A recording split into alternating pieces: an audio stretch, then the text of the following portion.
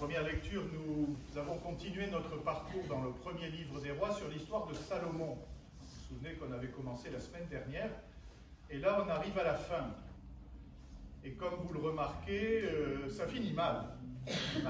Ça avait bien fini, un jeune homme, l'espoir de tout le peuple.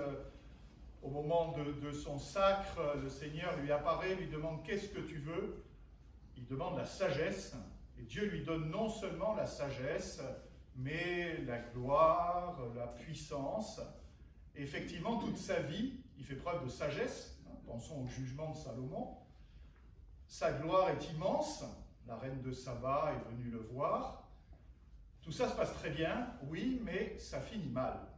Puisque à la fin de sa vie, Salomon est pris au piège de sa propre grandeur, en quelque sorte. Oui.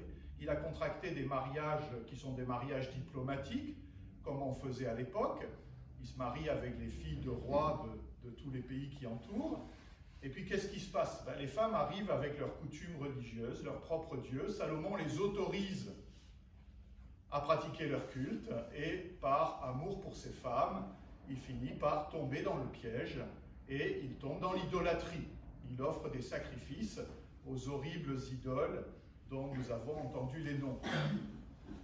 Si vous allez en pèlerinage à Jérusalem, il y a encore un petit mont à l'est, du côté du mont des Oliviers, après le mont des Oliviers, qu'on appelle le mont du Scandale, et c'est là que Salomon aurait offert son culte aux idoles, le mont du Scandale. Aujourd'hui, dessus, il y a le secours catholique, mais ça n'a aucun rapport. Mais vous voyez, ça veut dire que quand même plusieurs milliers d'années après, on garde le souvenir de ce scandale de Salomon qui, à la fin de sa vie, malgré tout ce qu'il avait reçu, tombe dans le pire des péchés et l'idolâtrie. Qu'est-ce que ça veut nous dire? Quand nous méditons ce texte, qu'est-ce que ça peut nous dire à nous? Vous voyez, nous aussi, le Seigneur nous bénit. Le Seigneur, par notre baptême, par notre vie spirituelle, nous fait le don. Le don de la foi, le don de l'espérance, le don de la charité, les trois vertus théologales que nous avons reçues au moment de notre baptême. Il nous fait peut-être aussi d'autres dons, les dons du Saint-Esprit, la sagesse, la force, la science, la connaissance, tout ce que nous avons demandé à tel ou tel moment de notre vie, parce que c'était nécessaire pour nous. Le Seigneur les donne avec générosité. Oui, mais en fait, il faut bien nous dire que c'est jamais acquis, c'est jamais définitif. Les dons du Seigneur, il nous appartient ensuite, vous voyez, de les conserver, de les cultiver et de faire en sorte que nous puissions les conserver dans la durée. Si nous n'y prenons pas garde, ces dons ne sont pas acquis pour toujours, nous pouvons les perdre. Vous voyez, on le voit encore à côté de nous, encore aujourd'hui, des gens qui sont baptisés. Ils ont reçu, comme nous, le don de la foi, de l'espérance et de la charité, des vertus théologales. Et puis, arrivé à un certain stade, ils abandonnent. Ils abandonnent la foi. Ils perdent la foi. Oui. Alors, on peut toujours espérer, évidemment, que ça n'est pas définitif et qu'un jour ou l'autre, ils reviendront, que le Seigneur leur fera signe et qu'ils écouteront et qu'ils répondront. Mais n'empêche que le don de la foi, on peut le perdre. On peut le perdre.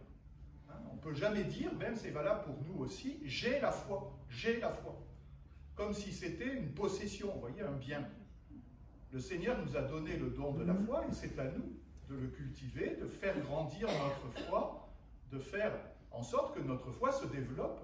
Et si nous n'y prenons pas garde, eh bien la foi, nous pouvons la perdre. Et il en va de même, vous voyez, pour tous les autres dons du Seigneur. Ça n'est jamais acquis. Avant, du temps de nos grands-parents, on priait pour avoir le don de la persévérance. Le grand don de la persévérance, c'est-à-dire faire en sorte que tout ce que le Seigneur nous a donné, nous puissions le garder fidèlement jusqu'au bout, jusqu'au moment de notre mort. Eh bien, voyez, en méditant sur cet exemple de Salomon, c'est vraiment cela que nous devons demander aujourd'hui. Faire en sorte que ces dons que le Seigneur nous a faits, qui sont réels, qui ne sont peut-être pas aussi magnifiques que ceux de Salomon, mais qui sont quand même là, que nous puissions les conserver, que nous ne les perdions pas, et que nous ayons cette persévérance, voyez, qui nous fera tenir bon au Seigneur, conserver les dons du Seigneur tous les jours de notre vie et jusqu'à notre mort. Amen.